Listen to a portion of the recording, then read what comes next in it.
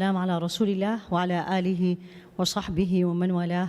اللهم علمنا ما ينفعنا وانفعنا بما علمتنا إنك سميع مجيب الدعاء. اللهم إني أعوذ بك من علم لا ينفع وقلب لا يخشع ونفس لا تشبع ودعاء لا يسمع. ربنا لا تزغ قلوبنا بعد إذ هديتنا وهب لنا من لدنك رحمة إنك أنت الوهاب. رب اشرح لي صدري ويسر لي أمري واحلل عقدة من لساني يفقه قولي. Alhamdulillah Rabbil Alameen, it's lovely to be back. I just said this to Sheikh Yasser and the sisters. It starts to feel like home. Like when you land, this is how you know it's home, is when you land in the place, you say, oh, okay, and you start smiling. And even the lady in the hotel, she says, oh, the same room. And I was like, okay, yeah, sure, why not? Alhamdulillah Rabbil Alameen. May Allah bless this community. It's beautiful. SubhanAllah, on a Friday night, this is amazing. And the number of the youth is also beautiful. So Alhamdulillah Rabbil Alameen. Since last time I was here, and we all are living it, and we lived it again today, SubhanAllah. As I was boarding, the same happened again. So let's not forget, even if it's going to take years, let's not forget them. Let's not get used to it. You can never get used to injustice. We should never get used to pain and suffering of the others. And the more we see what we are seeing, and again, I was saying this to myself, how grateful we should be to Allah subhanahu wa ta'ala. And I'm saying this to myself, what will I say to him when I stand in front of him? Everybody in this room, what test we went through. Right? And I mean, the stories from Gaza, which one we start to which one we end. You heard Sheikh Umar talking about the man who's Khalid, who he lost his granddaughter, Ruh al-Ruh, he used to call her, the soul of the soul. And it's not now becoming a hashtag. And everybody else, and the woman who says, Alhamdulillah, la ilaha illallah, and the girl who said, it is she, you've seen her. She was saying, that it's my mother, I know her from her hair. And the man trying to console her and says, no, it is not. She says, no, I know it is she. I mean, the story is beyond. So the point I'm trying to make is, for us living in the blessed world, I just came back from Africa on Tuesday. Everybody wants to come and live in the States. Everyone. It was a huge conference. I was with the youth, and I just asked, who wants to come with me on Tuesday? And I didn't say California. I just said America. Every hand was up. And I was like, why? And I asked them. I got beautiful answers. But the point is, we, the blessed ones, we need to remember this. And we need to be grateful to Allah subhanahu wa ta'ala. And then I'm going to get you to the sabrun jameel, the beautiful patient. The beautiful patient for us, and again, may Allah forgive us, is when the temperature becomes 50 or becomes 40 in Dallas, and it gets very cold, and everybody starts complaining. And if you come to California, even worse, because everything is available, and everything is available in the best way and easy. You want to go and buy any fruits, you're going to stand in front of there and says, which one I'm going to take? And many of us, walillahi alhamd, we don't even think about the price. So the more we see this, and I kept asking myself, Ya Allah, there is a hikmah, you're making me see this and live this. And the only thing I say, show me your wisdom and make me learn from it, and make it in a way to make my right scale heavier. So the reason we chose Surah Yusuf, it's actually, these are series. I started doing it from September with the community in Islamic Center of Irvine. It's on Tuesdays usually. It's the women program. It's live streamed. All of us know the Quran. Now you're going to tell me all of us? Yes, all of us. All of us know something called Quran. Most of us can read it. Majority of us, and correct me if I'm wrong, and I'm looking at everybody here, majority of us don't know what Allah is telling us. And I'm not saying the meanings. Again, if you are born like me, blessed to know the Arabic language, so of course I say, I know what's Bismillah ar-Rahman ar-Rahim, what it means. If you know English, very easy, you go in the name of Allah, the most merciful. What does it mean? What does it mean in my life as I am now living wherever Allah wants me to live, in whatever condition? So this is what the series is actually. It's called Understanding the Quran. I didn't call it tafsir, because everybody thinks tafsir in a different way. So we finished, subhanAllah, we finished Surah Al-Ankabut, and I was not planning to do Surah Yusuf. I was planning to do another surah, and then the Gaza happened. And I was like, this is what we need. Why is that? Now, in 1 hour, I'm not going to be able to cover everything. Again, we did it, 5th week will be this coming Tuesday. Whenever you read the Quran, chapters of the Quran, this will be very good for you as in general, especially getting ready for Ramadan. There's a couple of things when you look at surah. Any surah, pick up any surah from the Quran. Whether it's Surah Al-Baqarah, what Shaykh Yasser just read for us, or you're reading Surah Al-Nas, the last chapter in the Quran. There's a couple of things to pay attention to. Each one of you. Number one is the name. Why the name of the surah? Right? And I can give you many questions, and I know how you will answer, but just a quick one to bring your attention to the deeper meaning. Surah Al-Baqarah, which we just heard part. Why Allah called the Surah Al-Baqarah? Everybody is going to tell me because the story of the Baqarah is in there, right? Yes? Anyone will say different? Then I'm going to tell you, so why it's not called Surah Musa? The longest, the commonest story theme, especially in the first part of Surah Al-Baqarah, is about Bani Israel and Musa, the name of Musa repeated. Surah Al-Qasas, half of it is about the story of Sayyidina Musa. Why it is not called Musa? So don't be, this is the superficial answer. Well, yeah, of course it's Surah Al-Baqarah is called. But what does the Baqarah, or the cow, when I hear Al-Baqarah, what is Allah reminding me? Not the cow, right? But what was the story of Al-Baqarah? The arguments of Bani Israel. And قال إنه يقول إنها بقرة. Okay, we're not convinced. Why? We didn't know. And 3 times, and finally they said, we will. One of the messages of Surah Al-Baqarah, don't argue, submit to Allah. So let's come to Surah Yusuf. The first thing you come is the name of the surah.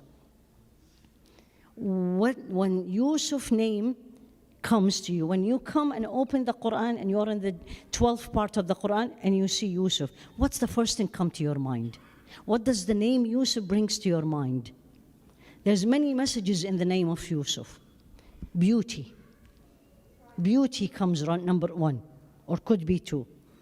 Comes tests. And not a beautiful test meaning a test of luxury, because the tests are 2 kinds. And all of us have to remember, we are, as I am speaking now in this masjid, we are absolutely being tested. There is no bombings. We have electricity, alhamdulillah, the temperature is beautiful, it's beautiful. But we are being tested in every second, because the test is not only with the hardship. وَنَبْلُوكُمْ بِالشَّرِّ وَالْخَيْرِ فِتْنَةً وَإِلَيْنَا تُرْجَعُونَ. We test you. And Allah said this in Surah Al-Anbiya. We test you, نَبْلُوكُمْ will test you. بِالشَّرِّ, evil, things we don't like. What the people of Gaza are going through. وَالْخَيْرِ, good, luxury, prosperity, safety, peace. Now, what? Fitna. Fitna is test or trial. And you're going to go back to us. So when I remember the name of Yusuf, or I am reading Surah Yusuf, absolutely the test is going to come in my mind. Right? What else? When you read the Yusuf, or you're reading it, or just you heard it, or you read the name Yusuf. How did he respond to the test? That's the main message of Surah Yusuf. Because the end of Surah Yusuf is the message to Rasul alayhi salatu wassalam. Surah Yusuf was revealed in one of the hardest time of the life of Rasul alayhi salatu wassalam. It's a Makki surah, was revealed in Mecca. But it was when he just lost his uncle, lost his wife, and now the people of Mecca starts prosecuting him like what is happening now in the people of Gaza. And you can imagine, there is a deep sorrow. And Rasul alayhi salatu wasalam lost one of the most beloved person to him. Sayyidah Khadija, now the most important support, and now the people are prosecuting him. And Allah revealed Surah Yusuf. It's the only surah in the Quran that has the whole story. Every other story is divided.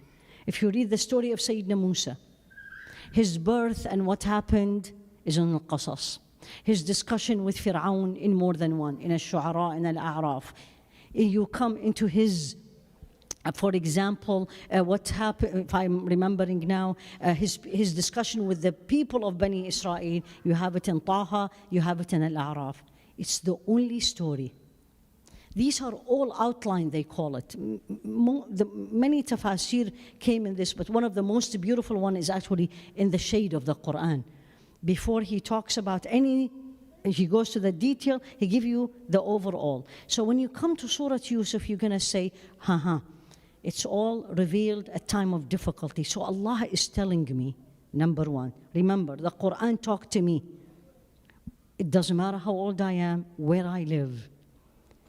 It's telling me when you're going through a tough time, read Surah Yusuf and learn from Surah Yusuf. And you don't learn only from Sayyidina Yusuf, because there is in the story, for those of you who have ever written a story or a book, there is certain main character. And there is not only Sayyidina Yusuf in here. There's many players, we say. It is him. Who's the most important second player? Let's see, anybody? His father, Sayyidina Yaqub. And then you get all are the same, because everyone played a role in his life. You have the brothers, you have the wife of the minister, then you have the people, the two men with him in the prison, right? What is the two biggest players in Surah Yusuf? It's not human beings. I'm giving you a clue. It's not human beings. Two most important players in his life that changed his life. Yeah, just a second. Anyone? Raise your hand. Bismillah. Allah is always number one in everyone, but in that story. No. Brothers, please. Exactly. The dream, not only his dream played a huge role in his life. True or false? Right? There is two dreams in Surah Yusuf, not one. Was one his dream, but the other one was the two dreams of the two men. Or the dream, the two dreams, two men, each one had a dream. Why they played a role? Because of the dream that he interpreted in the jail, at the end he was removed out of the jail. And actually, in fact, there is three dreams. Sayyidina Yusuf, the two men, and the king saw the dream. And the king dream is what changed his life. What is the second biggest player? Not a human being. I'm sorry? The feeling? No. You haven't read Surah Yusuf. Yes. The shirt is the main player. Why? The shirt was the reason he ended up in the well. The shirt showed that his brothers were jealous and plot against him. The shirt showed that he was approached by the wife of the minister. The shirt, at the end, the shirt made the father has his sight back again. So don't forget, what do I learn from this? Again, everything in the Quran is for you and me. It is not only people that you have to pay attention in your life. For example, what is the biggest test you have here is not a human being. Here is the masjid itself. Why is that? Because did the masjid change my life? Is the masjid like the shirt of Sayyidina Yusuf in my life? Is the masjid like the dream in the life of Sayyidina Yusuf? The masjid is something I'm going to be asked about. Allah gave it to me. Allah brought you here, made you here close, you can come. So everything, again, in the story, you're going to say, okay, so I don't have a shirt, but what shirts I have in my life? I didn't see a dream. But what is equivalent to the dream that changed my life? And the more we pay attention to this is how you reflect on the Quran. There's a new, very new, like a science now called Tadabbur al-Quran. I'm sure many of you have heard about that, which is not tafsir, is you reflect on what Allah is saying. Now, if you look at his life, there's a lot of the third player in his life is going to be, I doubt if any one of you will know, because you have to have read and studied. It's actually feelings. Feelings played a huge role in the life of Sayyidina Yusuf. True or false? I don't hear it. Okay, which feelings now? Of course I'm going to ask you. Tawakkul? Tawakkul is not a feeling. Tawakkul is a faith. What feelings played a role in his life? Start from the beginning. Bismillah. Number one, jealousy. Actually, before the jealousy, which led to jealousy, the love, there is love of his father to him, led to another feeling, which is jealousy, led to another feeling, which is plotting and hatred. They wanted to kill him. وَقَتُلُوا يُوسُفَ. The first thing came to their mind, these are brothers. This is your family. وَقَتُلُوا يُوسُف. The first thing they said, kill him. Then the other one of the, or the oldest brother, as they say, was a little bit more wiser. أَوْطْرَحُوهُ أَرْضًا. Leave him in the well. So at least we feel better. We didn't kill him. He will die, but we didn't kill him ourselves. So there is love, there is jealousy. Then you have to know the story. Another love. Love and lust, desire. What happened to the wife of Al-Aziz? These feelings played a role in his life. These feelings, just not like feeling, I don't feel good this morning. The feeling changed his life. If there was no love of the father, there will have not been a jealousy. If there was no jealousy, he will not end up in the well. If there was no jealousy and end up in the well, he will not have been a slave. If there was no slave, he will not have ended up in the house of the minister. And then there will not be another love. What's the other feeling? See how many, okay, I want to see hands, everybody. How many times, or everybody in this room, read Surah Yusuf at one point in their life? Raise your hand. طيب. So what is the next feeling? So we said love, jealousy, love. Now the wife of the minister loved him, right? Okay, what is the next feeling? I'm sorry? Hope? Volm, injustice. Before that, that feeling led to the injustice. What was the feeling? Now, I wish if there was fear of Allah, there would be no injustice. Why did he end up in jail? First, why did he end up in jail? I'm sorry, he's answering. I'll come to you in a second. He didn't want to? MashaAllah, he didn't want to break Allah's rule.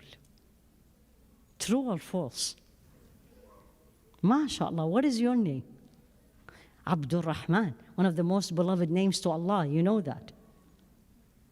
Yeah?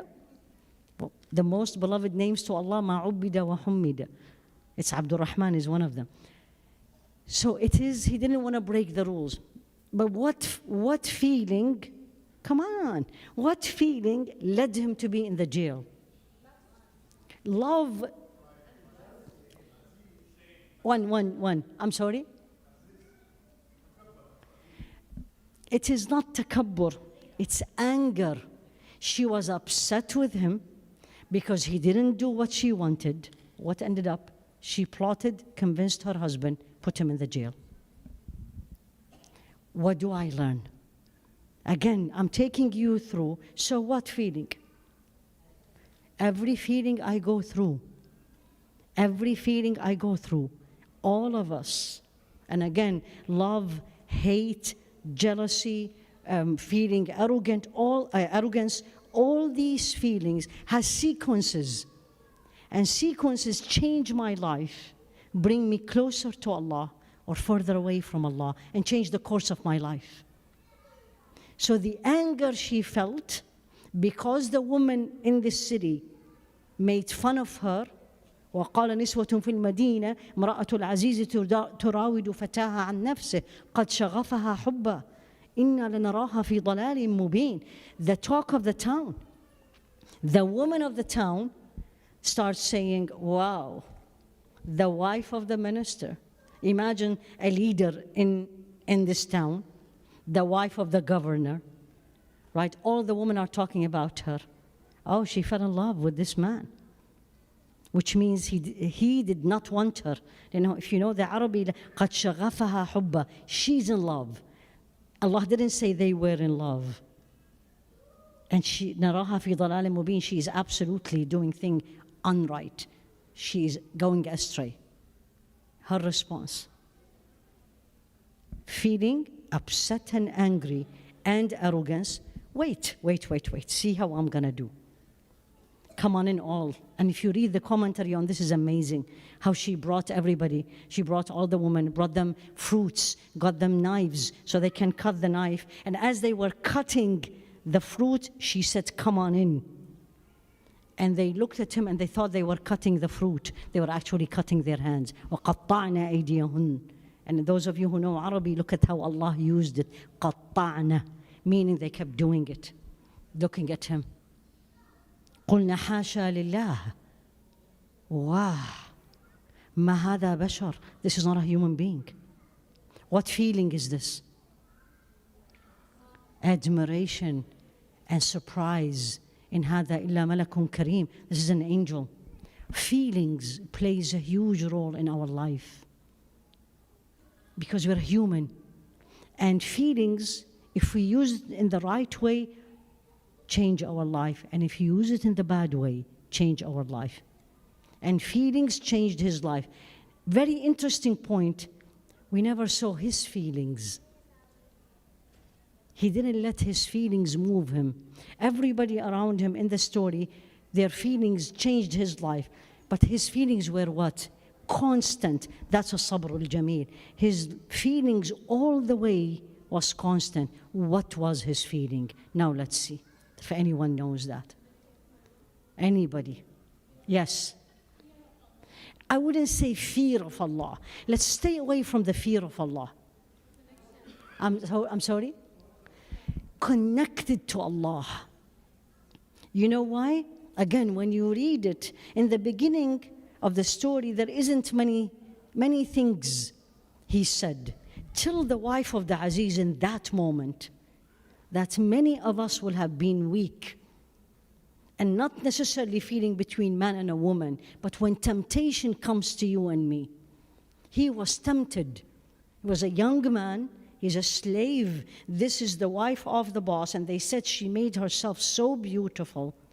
And he knew if he didn't respond to what she wants, he will end up in big trouble. What is the first thing came of his mouth? That's the feeling, that's the attachment to Allah. What did he say? Ma'ad Allah. I seek refuge in Allah. How many of us in this room, young and not very young, when I am tested by temptation, and temptations is a huge wide range, from food to people to everything else, the first thing come in my mouth is ma'ad Allah? No. Most of us, what is the first feeling comes out? I'm sorry? Is justification. And this dialogue, I call it. You know, it's only one time, alhamdulillah, Allah's Ghafoorur Rahim, don't be too harsh, don't make Islam too hard, all this, not him. And if you look at him, when his feelings were tested, when he saw his brothers, I always want to live that scene. You hurted me. I was 8 years of age. They say he was between 8 and 10. And because of you, I ended up orphan, away from my family, stayed for 40 days at least in a well with scorpions and with snakes, ended up being slave, ended up being in jail. I did nothing. It's because of you, and you come in front of me. And I am now in a position of power. What will I do to you? What feelings will come inside me? And Allah expressed His feelings when He first, وَجَاءَ إِخْوَةُ يُوسُف فَدَخَلُوا عَلَيْهِ فَعَرَفَهُمْ وَهُمْ لَهُ مُنْكِرُونَ. They all entered. And He knew them. Allah is telling us He knew them. Imagine this, all of you. Everyone in this room. Imagine this. Somebody, in the current terminology, destroyed your life. Made you get fired of your job, lose your family, you need to move out of your home and comfort, and now you are in position of power, and they come in front of you. What is the feelings? Feelings first. Feelings. Anger. And just wait. Don't we say this? That's the moment. Let me see which one I'm gonna do. What did he do? Nothing. Nothing. Even when they said to him, La ilaha illallah, second time, when he wanted to take his younger brother, and Allah subhanahu wa ta'ala gave him the trick, and they said, Ya ayyuha al-'iru innakum lasariqun. Hey group, you're thieves. And then when they proved they were thieves, what did they say to him? قالوا إن يسرق فقد سرق أخ له من قبل. Oh, if this boy had stole something, oh, his brother before stole something. لا إله إلا الله. 40 years later, they're still jealous of him. What will you do? You kill them, right? You put them all in jail. You look at them and says, haven't you had enough? Yani, how many years you still hate me and you are jealous of me? Is that fair? Honestly, isn't that fair? And even in Islam, if someone hurts you, fairness is to hurt them exactly the same way. وَجَزَاءُ سَيِّئَةٍ سَيِّئَةٌ مِثْلُهَا. Allah said this in Surah Ash-Shura. When someone hurts you, you hurt exactly the same. That's fairness. What did he do? What did he do? What did he feel and do? فَأَسَرَّهَا يُوسُفُ فِي نَفْسِهِ وَلَمْ يُبْدِهَا لَهُمْ. He kept it inside and didn't show any feelings. قال أنتم شر مكانا. He was talking to himself. They are worse than you, and Allah will give you victory. How many of us would have done that? I doubt it. This is how I say. I'm talking about myself. I know you. You all are better than me. I doubt it. And I keep saying, Ya Allah, I'm not an angel. Right? So the feelings, there is love, there is hate, there is jealousy. And what is this feeling called? Sabrun Jameel. That's the Sabrul Jameel. When you don't act, you act like there is nothing. Exactly the grandfather who was holding this beautiful reem, right? And he's kissing her as if she is alive. And then I'm sure you all saw this when he was combing their hair, both of them, and cleaning, and nothing. This is Sabrun Jameel.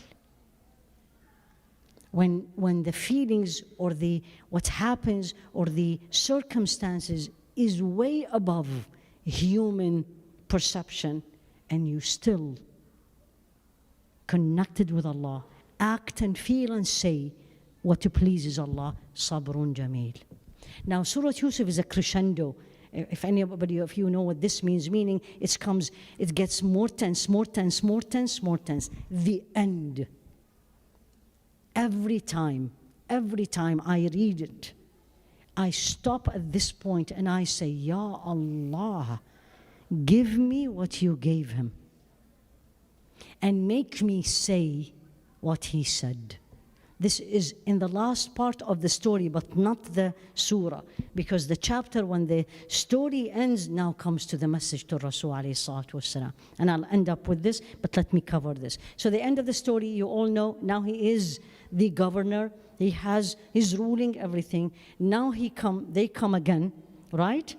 And his father come back, the shirt, the father is seeing now. What did he say? Let me take you through. طيب فلما دخلوا على يوسف آوى إليه أبويه. Now they all entered. Imagine this. Imagine him here, right? And what you ever see, a governor with all the entourage. They entered. Who? فلما دخلوا على يوسف آوى إليه أبويه. The brothers came in, and the أبويه, father and the mother. What did he say? And I want you feel. What will you feel and say? قال ادخلوا مصر إن شاء الله آمنين. First thing, no upset, no feeling, no I told you, see, come on in. Come to Egypt and you will be safe. No revenge. No wait and see what I will do. And this is to all of us. طيب. Then ورفع أبويه على العرش. He put his father and mother on his side on the throne. وَخَرُّوا لَهُ سُجَّدًا.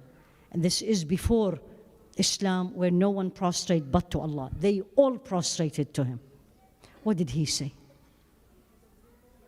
قال يا أبت هذا تأويل رؤياي من قبل.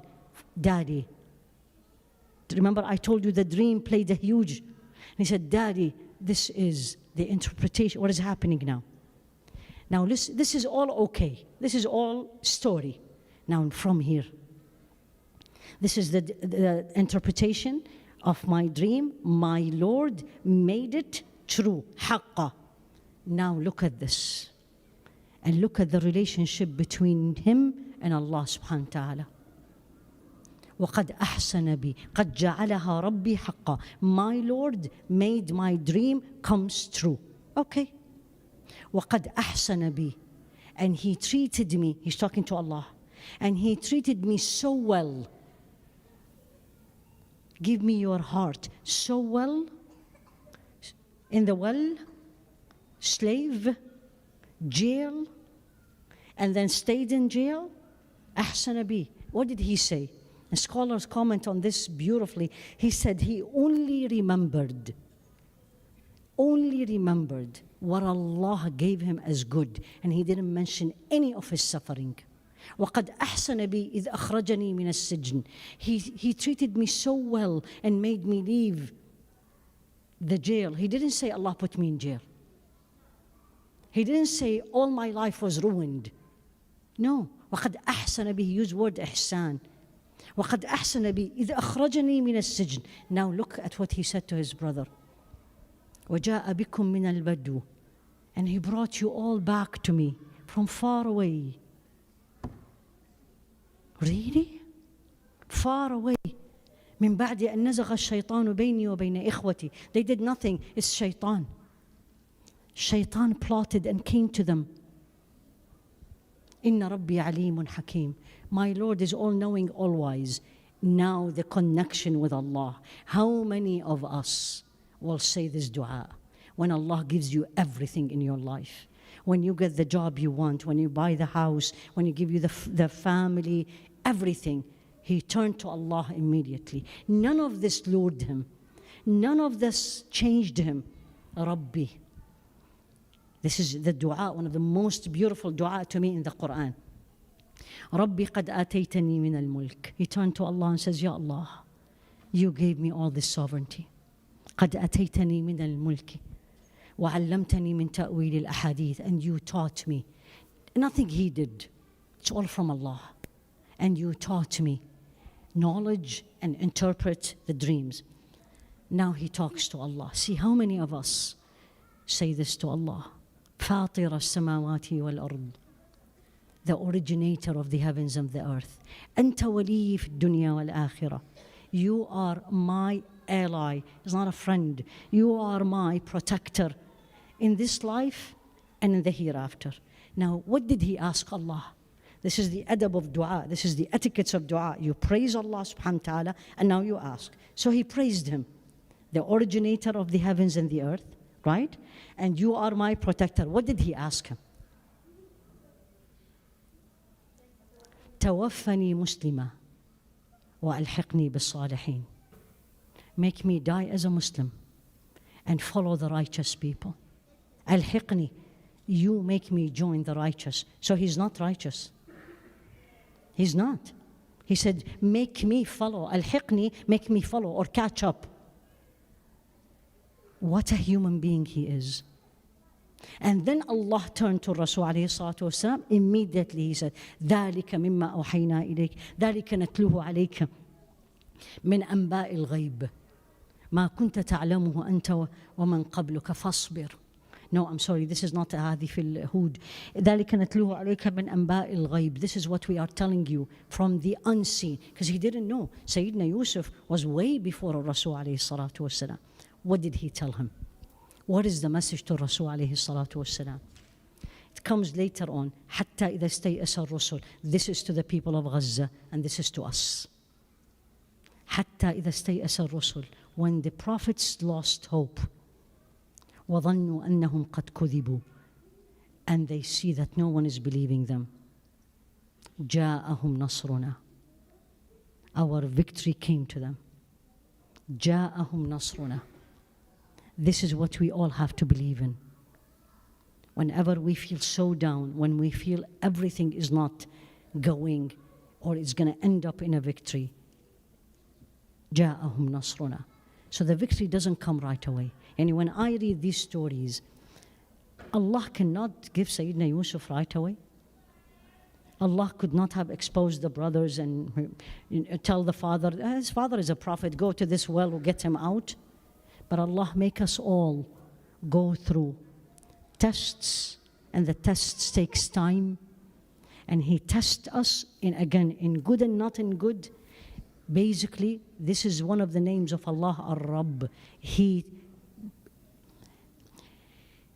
treats us in a way to get us ready to where He wants us to be. And that's why it's a sabrul jameel. Wallahu al-musta'an. And لقد كان في the last verse in Surah Yusuf. لقد كان في قصصهم عبرة لأولي الألباب. The reason of this story is not just to read a story. Yes, the Quran is a book of story also, but the story is not just this bedtime story and going to sleep.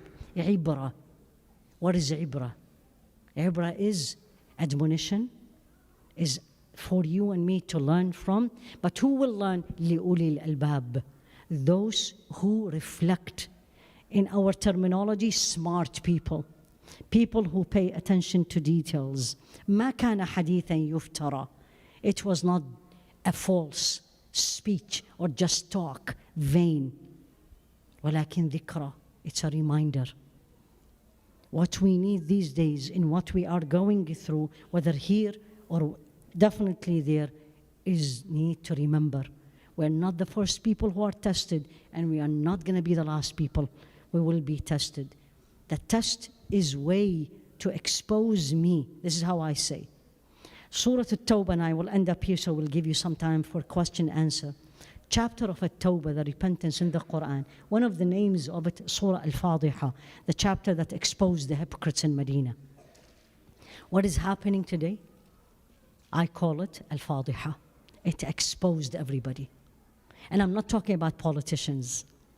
I'm talking even about us as individuals. It exposed my relationship with Allah, my hope in Allah, my faith, my connection to Allah subhanahu wa ta'ala. It exposed how I'm talking about myself, how much nothing cheaper than talk. And when action comes in, how many of us will, I don't know what they will do, I don't know what will happen. And this is on individual level, or community level, or leaders level, and the highest leaders. One of the things since October 7, it exposed us as a community, as individuals, and exposed our relationship with Allah subhanahu wa ta'ala. May Allah subhanahu wa ta'ala make us of those, when they read the Quran, learn. when they read the Quran, reflect, and the Quran is a game changer for us. It's not only reading and get the reward. Ya Rabbi, Ameen. May Allah subhanahu wa ta'ala lift all the sufferings of the people of Gaza. May Allah subhanahu wa ta'ala accept all those who have died as martyrs. May Allah subhanahu wa ta'ala give sabrun jameel to all the families. May Allah subhanahu wa ta'ala heal all those who are wounded. May Allah subhanahu wa ta'ala heal those who would have a long-term trauma. May Allah bring them back to their homes. May Allah subhanahu wa ta'ala give them better than what they lost. And may Allah subhanahu wa ta'ala give them victory sooner than later. Ameen. Subhanakallahumma wa bihamdik. Ashhadu an la ilaha illa ant. Astaghfiruka wa atubu ilayk. Sallallahu ala Sayyidina Muhammad wa ala alihi wa ashabihi tasliman kathira. Jazakumullahu khairan. Any questions? Or I need to stop, Sheikh Yasser? It's up to you. Yes, please. Bismillah. Of course you can speak in Arabic and I'll translate. السلام عليكم ورحمة الله وبركاته. في مرة من المرات شفت لحضرتك كليب على الإنترنت. So she saw a clip of mine online. حضرتك كنت بتتكلمي عن إنشاء المسلم. I was talking about raising children or raising the Muslim. كل ما أفكر لأن أنا الطريقة اللي تربيت فيها ما كانتش إسلامية صحيحة. Every time I think how I was raised up, I was not raised up as a proper Muslim, or the raising up way was not the proper Islamic way. Which lead me to leave Islam and become a Christian for more than 10 years. I left Islam when I was 13. Subhanallah. Yes. So she became Christian at age 13. No, I came Christian in the age 20 and I get baptized when I was 27. Ya Allah. Yes. That's the first time I meet this. Oh, we are a lot, unfortunately.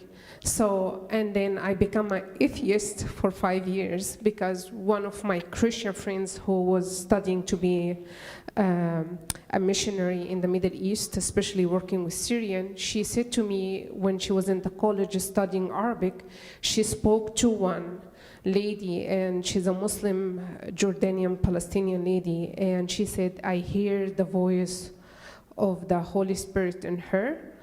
And she said, Jesus said, you know, my sheep, they know my voice. And she said, I know my Lord's voice. And she was speaking like him. And that make me take a pause and other events, which it's make me take pause. So became atheist for 5 years and then? Yes. And then I read a novel, which because of this novel, I become a Muslim. Which novel? It's called في قلبي أنثى عبرية. The writer. Inside my heart is a woman. The writer, she's from Tunisia. Her name Dr. Khawla, and mashallah. So what's the question? So my question is, when I look to my background, I feel scared how I will be a future mother because I don't know how to raise my child as a Muslim. Didn't you just do a parenting program, Sheikh Yasser? I'm sorry? That's what I know. My question is, I remember in your video you said you should start when the baby still feast. No, I said you should start before you get married. I really mean it. Is by choosing your spouse. Because this is one of the biggest issues in Muslims' homes. You have, and it's not always yes from your side, like it's always the women are the best, women are, no. I've seen the opposite too, is the two parents has to be on the same mindset that they want both to raise their children as Muslims as a priority. Because when you put this as a priority, you will need to sacrifice from this dunya. I have another problem, and I'm trying to, it's my own fight. I want to learn Quran, like to memorize Quran, not to learn Quran. But I want my child to be Hafiz. Why? Because I wanted to be a Hafiz, but I don't know how to be a Hafiz. So I want to start with my child. I don't know how to start with my child. I will not recommend that. You all are looking at me. Don't make your children what you couldn't be. That's not fair for them. Did you get it? And this is one of the problems the youth suffer from, right? The mother or the father wanted to be a physician. They couldn't for whatever the reason. They want the child. But the child doesn't want to. Let the child love the Quran. And he or she wants to memorize, you help them. But don't tell him or her, I want you to memorize the Quran because I couldn't memorize the Quran. No. The only thing I'll tell the child, right, and this is actually one of the main reason I memorized the Quran, because I wanted to crown my parents. Right? Because that's a hadith. You memorize the Quran, you crown your parents on the Day of Judgment. Don't make your children who you wanted to be but you couldn't. It's not fair. They're not you. They are not you. Everybody. Make your the only thing I say, and again, Sheikh Yasser is way more expert in me than this. Raise your children on knowing Allah and loving Allah. Don't use the word haram. Don't use the word fear. Don't use tawakkul, taqwa, all these big names. They don't know what this means. Make them see Allah in everything. In everything. In you, in this, in this, in this. And I will say this to everybody, فاقد الشيء لا يعطيه, we say in Arabic. If you don't have it, you can't give it. If I don't see Allah in this, I can't convince my children. So this is why I said the raising of children is before you get married. You work on yourself, you choose your spouse, you both work together. It's a process, and the result, and this is the most important thing, is not in your hand. Allah took you away from or allowed you to leave Islam, and Allah brought you back. It's not your parents. The only thing every parent in this room should do is don't forget your children in your dua. It doesn't matter what they did. When you get so upset with them, say, Ya Allah, guide them. And you need to say, Ameen. That's the best dua. And what a lucky woman you are. I hope you are grateful to Allah.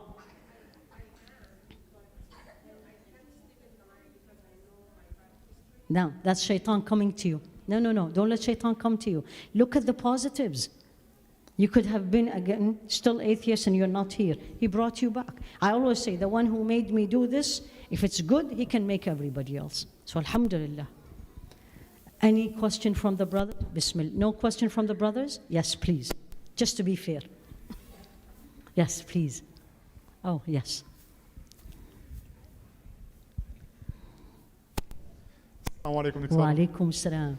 Dictor, in this day and age, we live in a day where we're surrounded by fitan, not just on a level of consciousness, but even on a level of unconsciousness. Yes. With everything that we're surrounded by.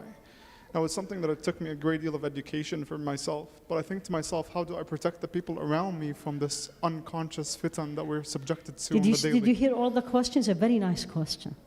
There is obvious tests or fitna or temptations. Fitna, the way you're talking about, is temptations, but there is the subtle temptations that many of us don't pay attention. Anybody in this room studied marketing? That's why you asked this question. Exactly, because that's how they make you and me buy something. It's not by telling me, go and buy it. No, it's a subtle message, right? Have you seen the ads for the medications? Now, of course, I'm a physician, right? They tell you how good is the medication. They show you everything. When they come to the side effects, they say it very quickly, and they show very beautiful things is happening. That's a subtle message.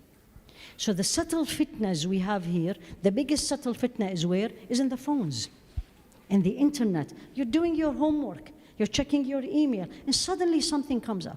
You're checking the time of salah. Have you seen it? In all the apps, right? And something comes in your face. The best, there is strategies, but the first one is what the name of the book is, Husnul Muslim. What is the fortress of the Muslim? What is it? Don't tell me the book, I know the book. But why the book is called Husnul Muslim? Why it's called the fortress of the Muslim? Come on, guys. I'm sorry? I can't hear you. Why? From what dua? Because it's a hadith of Rasul alayhi salatu wasalam. The meaning of shaitan is around us, subtle or obvious, goes in our blood. What will save me? The fortress is a dhikr. It's a book of dhikr. The most famous book in Islam is Husn al-Muslim. Subhanallah. What did this man had with Allah subhanahu wa ta'ala? He didn't write any extra word. It's only the du'as. It's the most published book in every language. So the first thing is a dhikr. And a dhikr before the temptation comes in. That's why we have the morning and the evening adhkar, right? اللهم احفظني من بين يدي ومن خلفي وعن يميني وعن شمالي. Ya Allah, protect me from the front, from the back, from the right, from the left, from what? The subtle things. I don't even know I'm exposed. And the second common or the most dangerous is the temptation that I love. I like it. I love it. You know, when you have a food and you're fasting, what a struggle is this? When somebody puts in front of you whatever you like, biryani, chocolate, ice cream, and you're fasting. What a huge. So the best, number one, no one will protect me from any temptation, obvious or subtle, except Allah. وَكَذَلِكَ in Sayyidina Yusuf, why did Allah save him from the obvious temptation?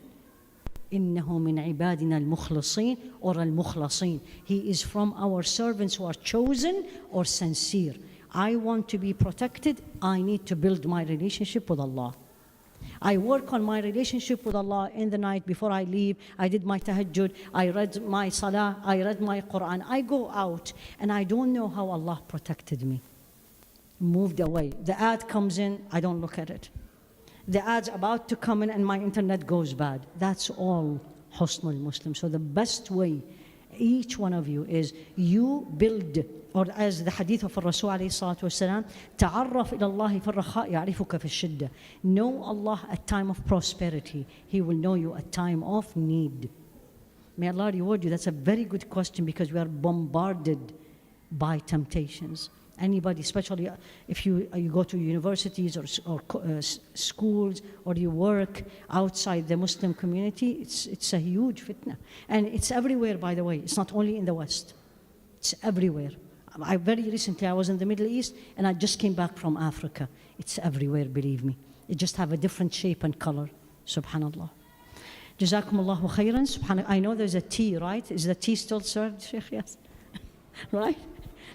جزاكم الله خيرا سبحانك اللهم وبحمدك أشهد أن لا إله إلا أنت أستغفرك وأتوب إليك صلى الله على سيدنا محمد وعلى آله وأصحابه تسليما كثيرا